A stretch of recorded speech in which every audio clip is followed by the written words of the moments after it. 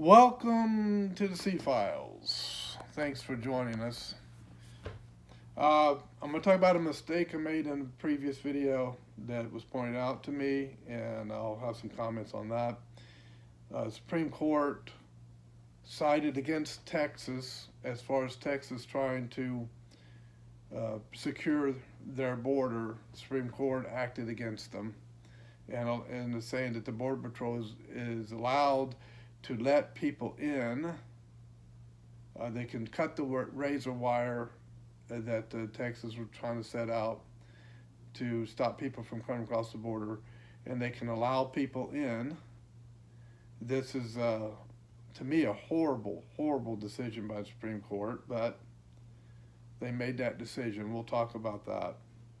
And I'll see what else I can find on the news, but I want to talk also about groupthink and not being independent of thought, I should say. I did a video trying to encourage younger folks not to give up on life and to just stick with it, and don't let the circumstances in life, no matter how hard they are, stop you from being successful in life. That was basically the gist of the video. It's trying to be an encouragement, because us old folks, we get this stereotype that we're all just grumpy old people and that want to condemn younger generations. It's not true, but it's a stereotype that's given to us. And younger generations, they get stereotyped as well. And so I was trying to break some of the stereotypes, if you will. Maybe I didn't do a very good job at it, but I titled it in a way that I thought maybe would catch people's attention and they would understand a little bit about what the video was about from the title. But I made a mistake and titled it "A Baby Boomer Has a Message for Gen X" when I meant to say Gen Z. Now, the reason I made that mistake is because I don't know what the generations are called, and I don't care. I could care less if Gen X is from 1965 to 1964 to 1975, and then millennials are after that, I guess, from 1976 to whatever, and then you have Gen Z. What's the next generation going to be called? Generation Star Trek, Generation Star Wars, Generation Electric Vehicle? Who cares? Really, who cares? The designations of generations began, I think, with World War II, because they were called the silent generation. That was the first time a generation had been designated. So the World War II generation was the silent generation, and then after that came the baby boomers. And that was really the generation that, you had, 12, 13 years of Vietnam. Baby boomers were pretty much the Vietnam generation. I mean, we grew up with Vietnam. I mean, as long as that war went. And so they started naming, from time that somebody named the silent generation, probably some college professor, because that's usually where it comes from. The generation started being named. And you know what? I don't follow that. I don't care anything about that. Because to me, the designations of the generations are just used to create animosity between the generations. And that's unnecessary. Why do we need animosity toward each other? Just because, one person's in one generation, another person's in another generation, and they're going to war with each other simply because this person's categorized in a generation that the other person in the other generation blames for all of their problems. And then the person in the older generation gets defensive, and or the older generation starts criticizing the younger generation, because we are very critical people a lot of the time. And the younger generation gets upset and starts attacking the older generation, or being very defensive. Folks, I mean, really, what does that serve? What does that serve? How does that help anybody? And how does cynicism, us people toward each other, how does that help anything? It doesn't. Let me read you some of the comments, and then we'll get on with some of the other stuff. So, I don't know if these are keyboard warriors or what, but they are correcting me on this. Just to clarify, us Gen X folks, see how it is, us Gen X folks. I know I titled it a baby boomer. I never ever refer to myself as a baby boomer, but I titled it that way because I knew, because of the indoctrination and the mental conditioning that we have received in my lifetime concerning generations and naming them, that it would be a way of titling it that would be make it clear what the video was about. But I don't like using those designations. So he's identifying himself as Gen X. I really don't identify myself as a baby boomer. I identify myself as a grandparent. He says, maybe a boomer got that wrong. Well, yeah, I got it wrong. You're right. And thank you for pointing that out. Just to clarify, let's see, us Gen X folks are from 1965, 1979. Maybe a boomer got that wrong. Yeah, okay, I just read this. It's in two different places here.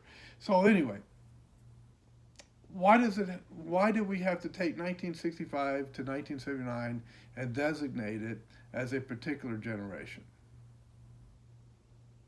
Aren't people born every day? And don't people in different stages of life, like there are young grandpas and there are older grandpas and there are different levels there? Why do we get so heavy into groupthink that we let someone who made up these categories influence us so much? Says, here's another one. Gen X is not early years. We are old. Well, old is relative. An 80-year-old would consider me to be young. Okay, so Gen X is not early years. We are old. If you're trying to send a message to the younger generation, try labeling it Gen Z or millennials. Nope, I'm never using these labels ever again. Nope, I'm not doing it, because I'm not going to fall into that mentality, that thinking, okay? Where we start going at each other because, oh, you're in that category, that generational category. Well, that category is this and that category is that. And all you people in that category, you're all like this. And that's exactly what happens all over the internet. We categorize each other, and then we start attacking each other. And sorry, I'm never, ever going to use these designations ever again. I did it once, and it came back on me. So, no, I'm done. Watching you give people advice on what not to do on the internet. Well, I was talking about, I wouldn't get on the internet, on TikTok, and bear my entire life in drama, right? All the drama, because we see a lot of that today. And he says, when you do exactly what you told them you shouldn't do, basically saying that I did the same thing in that video. All right, there's a difference. Look, drama is when you get on the internet and you bear your life story so that you can complain about your circumstances, whine and moan and groan about how hard you have it, and then blame everybody else for your problems. That's drama. Talking about life experiences that you've had for the purpose of saying, I did this wrong, I learned this lesson. If I had to do it over again, I would do it this way, or something of that nature, for the purpose of benefiting others so that they can learn from your mistakes. That's not drama. That's just trying to be a good parent, a good grandparent, or someone who's saying, "Look, you know what? I'm a Type A personality. I'm an open book, and I've made these mistakes in my life, and so I just wanted to use these stories to help other people." That's not drama. Okay, there's a difference. If I were to get on the internet and just start complaining about my life and how hard I've had it and how horrible it has been, and and blame everybody else for it and not own up to my own mistakes and just buckle under the circumstances, that's drama. Okay, so there's a difference. So some of you folks need to learn the difference between someone of a grandparent age who says, "Look, I'm getting older. I know I'm not going to be around that much longer. I'm going to take an opportunity to try and benefit folks that are younger than me with some of my life experiences, mistakes I've made, and maybe I can help someone not to make the same mistakes that I've made." There's nothing wrong with that. Okay, absolutely nothing wrong with that.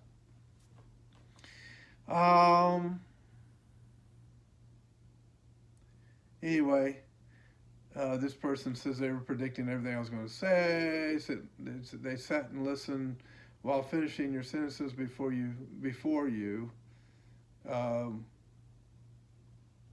Yeah, this person got triggered. This is just triggered. That's all it is. Realize you titled for people who are 50 years old. I'm gonna have something to say about that in a moment. Poor Gen Z and millennials, they're truly paying for everything. I'm not sure how to take that comment. I don't know if they mean that sarcastically or if they mean that they're actually going through a hard time. I don't know. Anyway, this one says don't get high and make YouTube videos. So there's a lot of cynicism there.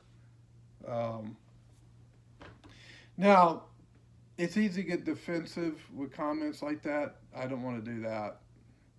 It's not beneficial. It doesn't benefit anyone. So I just want you folks to see the mentality of groupthink. Okay?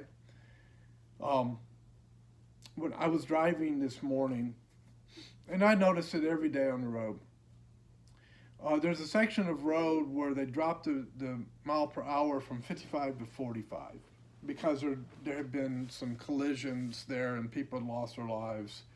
People had gone to the hospital. Some really bad collisions had occurred on that stretch of road. And it's a stretch of road I travel almost daily.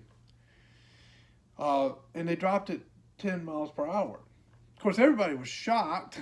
And people were making comments on social media about it and stuff.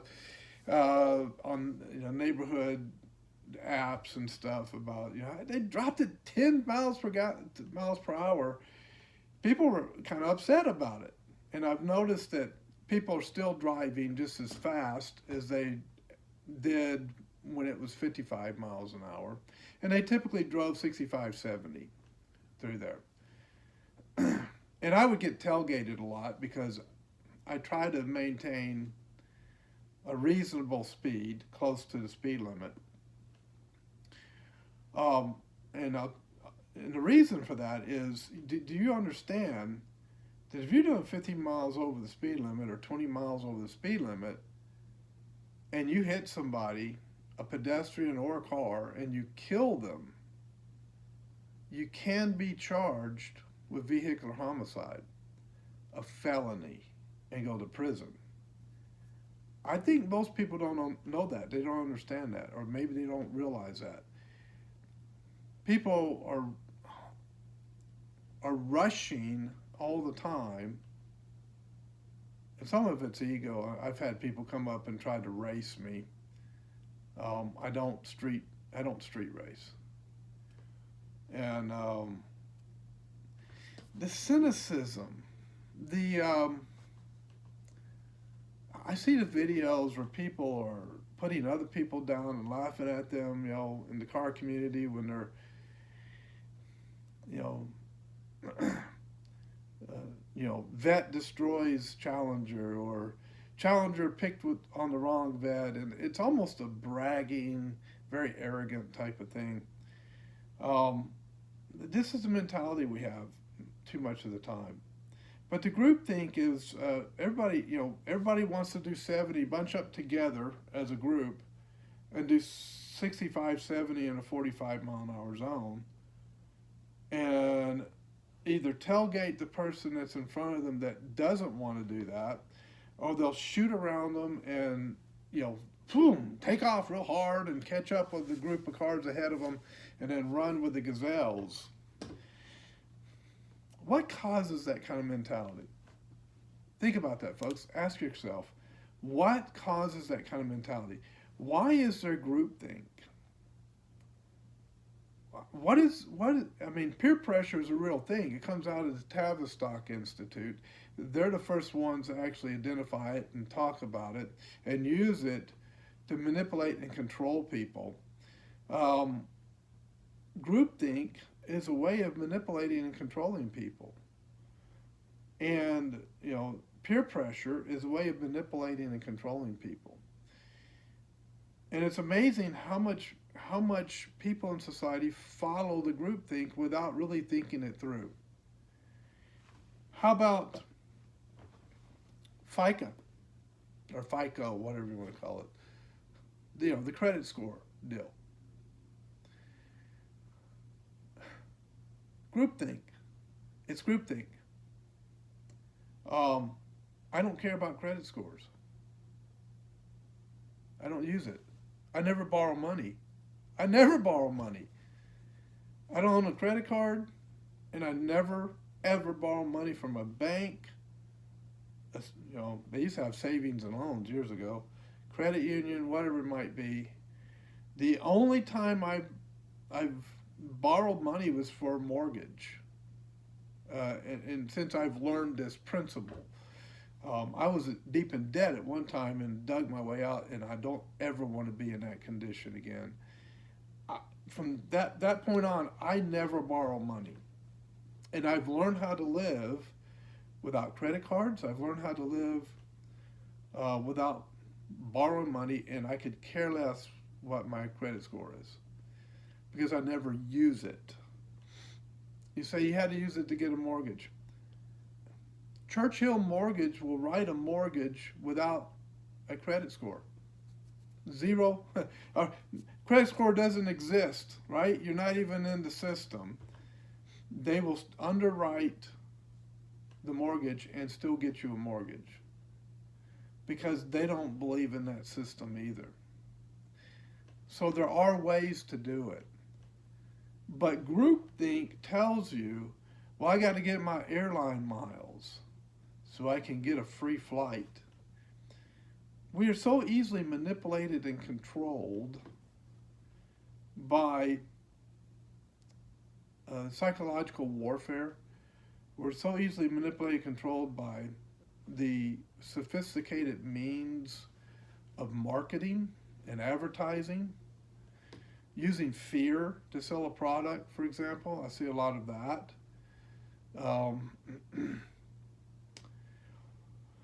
So really, what causes us to run as a herd? In some way, it may be a sense of needing to be accepted, well-liked by others. we're relational creatures, and so we want to be well liked and accepted by others. And having a different opinion from everybody else, the group that has the same opinion, and you're going against the group, that's always a very hard thing to do for human beings. But until we learn how to do that, until we learn how to become independent thinkers, and by independent thinker, I mean not just automatically go with the group think every single time. You really kind of become the person that is the irritant to society, and I'm kind of an irritant to society. Um, Groupthink has pushed a lot of the wokeness, the critical race theory concepts that have been pushed in society so hard. Groupthink is what has brought in pride parades. Groupthink is what has brought in um, these drag queen shows, and bringing your 8-year-old child to a drag queen show because you don't want to be called closed-minded or or far right or a bigot or whatever blank phobe they want to designate you as. All these phobias that people designate other people. Groupthink is what causes generations to group each other and then go to war with each other. I have a wonderful, wonderful relationship with my children and my grandchildren. And we don't have generational battles. That's stupid. And I don't blame other generations for my problems. I don't blame the silent generation, my dad's generation, for my problems, okay? So I've rambled enough on this, but the point is, we need to stop with the groupthink. We need to stop with being manipulated and controlled because some college professor comes up with some idea, some term, and foists it upon society, and we all buy into it. The term homophobic was created by, if I recall right, a Los Angeles school teacher. And the liberal establishment that had a lot of moolah, a lot of money, and a lot of power liked that term because they could use it as a weapon against people they don't like. And they used their money and influence to foist it into society. And now it's a normal part of our language. So you can see how this groupthink, this manipulation and control through groupthink can influence society so heavily. I see it driving every day. I see the groupthink mentality on the road. Everybody's got to be as fast as everybody else. They don't want to get left behind. They don't want to do the speed limit because nobody else is doing the speed limit. Why should I? But that one time that you get thrown in handcuffs and you're shocked because you didn't think you could ever be arrested simply because you crashed your car, the reality sets in. All right, Supreme Court they decided against Texas. It's in the Gateway Pundit. It's in Epoch Times. That's Epoch Times TV. Let me bring it up. Anyway, so they can cut the Border Patrol can go in, cut the razor wire, and just invite people into our country. And these people face no consequences. The Attorney General of Texas called it frustrating. And I agree, it's frustrating the entire country because it feels like we're being invaded, we're being attacked and our ability to defend ourselves against that attack has been taken away from us. And yeah, that's frustrating. It's affecting our economy. It's affecting people's jobs. It's not good. It's really bad. I don't know the reasoning behind the Supreme Court decision. I think that some of it had to do with being humane because, as you know, razor wire can really cut you up pretty bad. And these folks try to go through that razor wire and they get caught up in it. It's not good. Um, and I'm not for leaving somebody in razor wire to sit there and bleed to death. Of course not. Yeah, cut them out. Give them medical treatment, and then send them back home. I don't understand this stuff other than it's intentionally done by our government of letting people stay in our country when they've come across illegally. That's stupid. But if you want to take the country down, if you want to destroy the country, and that's your intention, then that's a good way of doing it. All right. So by the way, I don't think the Supreme Court could tell a property owner that they can't erect some kind of a barrier around their private land. So if Texas ranchers who live along the border wanted to fence off their property in a way that it would prevent people from coming on their property, um, that's private land. They have every right to do that. It can be expensive if you have a lot of land. That's the problem. It's expensive to erect those fences. So I don't know. I don't know what the solution to that is when every time you try to secure the border, the Biden administration, the Congress, Supreme Court, whoever really foist your efforts. So I can't blame Texas on that one. They're doing what they can do, and then they get shot down when they try to do something. This is the very type of thing that could cause Texas to actually want to secede from the Union, and this is the type of thing that could really rile up the people. Now, I don't suspect that people will get that riled up until sleeper cells start popping up around the country and killing people. And we know that they got here through the southern border by illegal immigration. That, I think, it would be the thing that would cause people to get angry and rise up and say, no more, we're done. Stop this nonsense. Um, but coming up with a good solution, I don't know. If we're not allowed to fence off our border and say, you know what, you're not allowed to come in, and if we were to do that, if there were consequences for doing that, how do you resolve that problem?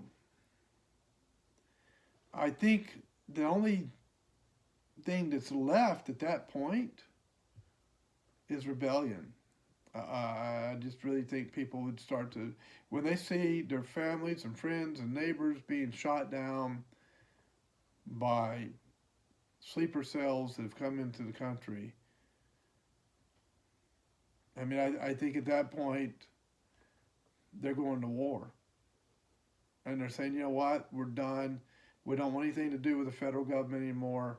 Only thing the federal government ever does is try to kill us, stab us in the back, try to, they shut down our businesses. They, during COVID, they did a lot of that. They just devastated the economy during COVID. They haven't done anything beneficial for the people at all. There comes a point where the people are going to get frustrated and they're going to rise up, and that point will be when the people hit bottom. When it gets to the point where the people are just trying to survive, because things have gotten that bad, that's that's when revolutions occur. And I know that there are those who want to try and do a color revolution in the United States. So I don't know. I don't know what the solution is. Trump's going to win the election. I mean, the whole thing. I'm convinced of it at this point. So we'll see what happens once he becomes president. If something doesn't happen to prevent him from being president between now and then, he he's going to start mass deportations. He's already said that, and I think he doesn't want to break the law. But it seems to me that in some ways the Supreme Court over my lifetime has been very lawless and pretty much ignored the Constitution on certain decisions, which is not good because you have different views from the judges. If they're not an originalist judge, where they believe in the original intent of the Constitution when it was written, and they believe it's a living document, then that means they can make up anything they want and just say, well, the Constitution is a living document and it's adjusting to our times, and so therefore, you know, I can't be restricted on how I decide. So this is ruled by 9 people in black robes deciding things for 330 million people across the country. That's not how government was designed in the Constitution. That's not how the separation of powers was done. But it seems that since the 70s, easily since the 70s, that's exactly how the Supreme Court has been doing it. And it's really tearing our country apart. And I don't know what the solution is. We try to get good judges in there and they end up stabbing us in the back. We try to get good legislature. Most of the politicians in Washington are paid off, they're bribed, they're blackmailed, or their ideology is just such that they're against the people. So, anybody knows any solutions, I'm all ears, because I don't have any. All right, so that was the Supreme Court decision that was disturbing. There's a lot more going on. New Hampshire primary today. It's I don't know how Nikki Haley's gonna be able to stay in the race after she gets trounced in New Hampshire today. I mean, how does she make it to South Carolina, where she's governor or was governor? I don't know if she still is. I'm not sure, but she's not gonna be the nominee. So, but I know the GOP is trying to prop her up, because they're trying to keep that good old boy network going, and we know there's a big good old boy network in Washington D.C., and Trump is very disruptive to the good old boy network. And it's the good old boy network that has been stabbing the people in the back for many, many years. So we really need Trump in there, and we really need to put a stop to the good old boy network, put a stop to the fourth branch of government, the bureaucracy. And now they're talking about there's a push on the globalist side to bring the U.S. military out from under civilian control. They want to limit the power of the president over the military, even though he's commander-in-chief when he gets elected. And there are those who are calling for a military coup against Trump if he gets elected. Folks, sometimes I don't like this world. This world is stupid. And it's all due to It's all due to sin. It's all due to sin. It's all due to the iniquity of man, the reprobate mind, as Romans 1 talks about. Spend time in Proverbs. Proverbs is just amazing when it comes to really just hammering and nailing the mentality. I mean, written 3,000 years ago, and it's so relevant still today.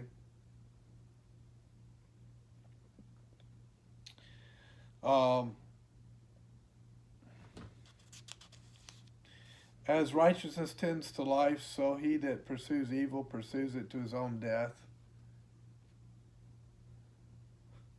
And the merciful man does good to his own soul, but he that is cruel troubles his own flesh. I mean, there's so much in here. If the Supreme Court just had the wisdom of Proverbs, I think a lot of their decisions would be different. But we don't want the wisdom of God in government. We kicked him out, remember? Deceit is in the heart of them that imagine evil, but to the counselors of peace is joy. A prudent man conceals knowledge, but the heart of fools proclaim foolishness. And this is where you just spew all your drama out on social media. But the prudent man conceals certain things. But it does also talk about the older men teaching younger, the older women teaching the younger women. We need more of God's wisdom because relationships are falling apart, our economy's falling apart because we think debt is the greatest thing in the world. So those of you who are in your 50s, 40s, and 50s who think I'm a blowhard or whatever, let me ask you a question. How many of you are still in debt? How many of you are still paying student loans? How many of you have been divorced several times? How many of you have strained relationships with your children? And if you're old enough to have grandchildren, your grandchildren. How many of you still depend upon a credit score to do business? Because you've been taught, indoctrinated to believe that that's the only way to do finances. Just because you're 40, 50, 60, 70 doesn't mean that you have learned things from life. Some people make mistakes over and over and over and over again, never change their behavior, and never learn. There are people in their 30s today that could instruct a lot of us folks that are in our 60s because they have learned. Wisdom doesn't automatically come with age. It comes with intentionally seeking wisdom. And you know what that means? That means you have to leave the groupthink and go into independent thinking, seek the wisdom that the group is oblivious to, learn from it, and grow in it, and then you become different from the group. You become more successful. You're not paying student loans well into your 50s. You're not 60 years old without a retirement and deeply into debt. Right? You still have good relationships with your family. You're still married after 40 or 50 years. That's a different road than what our society has been taking. It's time to rethink some things, folks. And let's not be so cruel and cynical toward each other. And let's not stereotype each other. And let's not blame each other for our issues. We live in a fallen world. We all make mistakes, and we're all prone to ignorance at some point. A little grace and a little mercy goes a long way. Thanks for watching. I'll catch you next time on the C Files.